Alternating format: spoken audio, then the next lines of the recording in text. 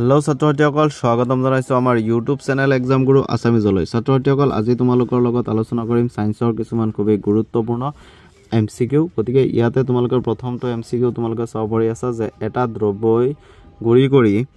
লোৱা কণীৰ খোলাৰ হৈতে বিক্ৰিয়া কৰি এটা গ্যাস উৎপন্ন কৰে গ্যাসটোৱে চূণ পানী ঘোলা কৰে দ্ৰব্যটোত থাকে এটো কি হ'ব HCl হ'ব ইয়াৰ শুদ্ধ উত্তৰ খুবেই ইম্পৰ্টেন্ট কোৱেশ্চন তাৰ পাছৰ প্ৰশ্নটো তোমালোকে চাব পাৰি আছে ইয়াতে যে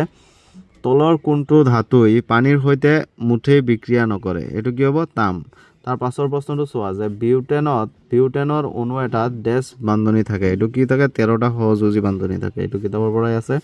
তাৰ পাছৰ প্ৰশ্নটো চোৱা যে তলৰ কোনটো মৌলৰ ইলেক্ট্ৰনেৰে পূৰ্ণ দুটা কক্ষ আছে গতিকে ইয়াৰ শুদ্ধ উত্তৰটো সি নম্বৰ ছাত্ৰসকল তোমালোকে এটা কাম কৰা আমাৰ WhatsApp চেনেলত জয়েন হৈ লোৱা তাতে তোমালোকে আমাৰ WhatsApp চেনেলটো তোমালোকে ফলো কৰি লোৱা তাতে তোমালোকে আৰু কিছুমান ইন্টাৰেষ্টিং আৰু ইম্পৰ্টেন্ট গুৰুত্বপূৰ্ণ কমন যিবোৰ এমসিকিউ আছে হেবোৰ আলোচনা কৰা হ'ব তাতে তোমালোকে চাই থবা আৰু আমাৰ যিকেটা ভিডিও আহিব নতুন নতুন আপডেট তোমালোকে পাই থাকিবা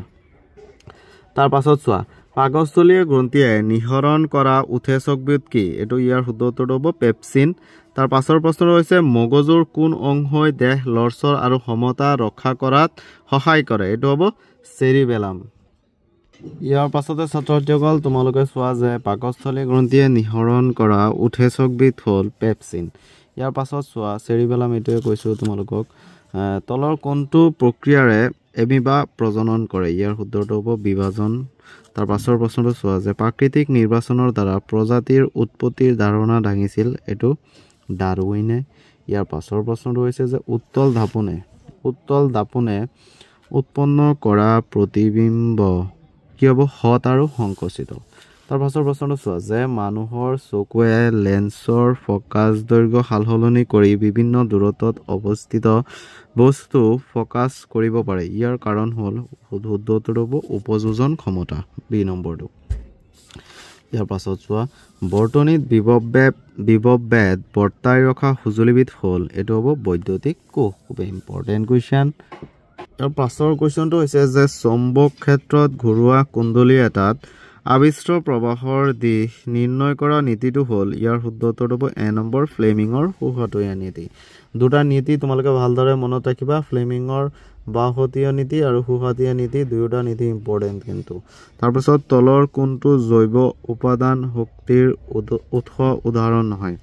এটো হ'ব নিউক্লিয় শক্তি তাৰ পাছত চোৱা তলৰ কোনটোৱে এডাল খাদ্য শৃংখল গঠন কৰে ইয়াৰ শুদ্ধ উত্তৰ হ'ব কিতাপতে আছে বি নম্বৰটো হ'ব ইয়াৰ শুদ্ধ উত্তৰ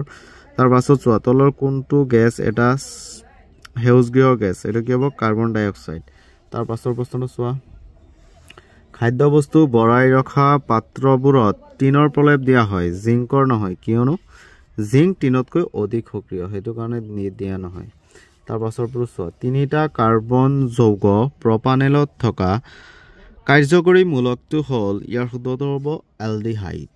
তাৰ পাছৰ প্ৰশ্নটো আছে সকলো জীৱৰে কোষত শ্বসনৰ প্ৰথম স্তৰত গ্লুকোজৰ বিশ্লেষণৰ ফলত তলত কোনবিধ যৌগ উৎপন্ন হয় ইয়াৰ শুদ্ধ উত্তৰটো হ'ব বি নম্বৰ পাইৰুভেট তাৰ পাছত চোৱা কেন্দ্ৰীয় স্নায়ুতন্ত্ৰ আৰু শৰীৰৰ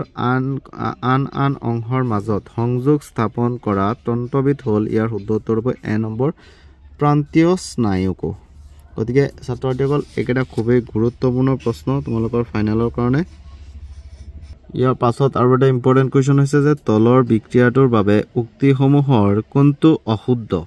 গতিকে এইটো দুটা এটা বিক্ৰিয়া দিয়া হৈছে যে ইয়াত কি হৈছে লেড জাৰিত হৈছে তাৰ পাছত কি হৈছে যে কাৰ্বন ডাই অক্সাইড জাৰিত হৈছে তাৰ পাছত হৈছে কাৰ্বন জাৰিত হৈছে লেড অক্সাইড জাৰিত হৈছে ইয়াৰ শুদ্ধ উত্তৰটো হ'ব এ আৰু বি এনেকুৱা ধৰণৰ প্ৰশ্ন কিন্তু তোমালোকৰ পৰীক্ষাত আহিব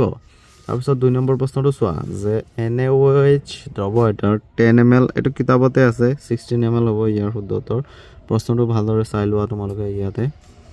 তাৰ পাছৰ প্ৰশ্নটো হৈছে লুৰ টাৱা এখন মামৰে ধৰাৰ পৰা বচাই ৰাখিবলৈ তলৰ কোনটো পদ্ধতি উপযুক্ত এটো হ'ব জিংকৰ প্ৰলেপ দি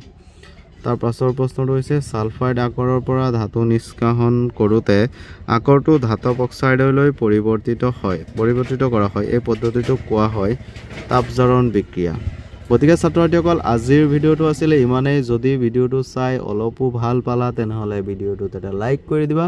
আৰু আমাৰ চেনেলত যদি নতুনকৈ আহিছা তেনেহ'লে প্লিজ আমাৰ চেনেলটো ছাবস্ক্ৰাইব কৰি দিবা আৰু ছাত্ৰ ছাত্ৰীসকল তোমালোকে যদি এতিয়ালৈকে আমাৰ হোৱাটছআপ চেনেলটো ফ'ল' কৰা নাই এতিয়াই ফ'ল' কৰি লোৱা কমেণ্ট বক্সত লিংক দিয়া আছে তাতে ক্লিক কৰি তোমালোকে ফ'ল' কৰি লোৱা বাই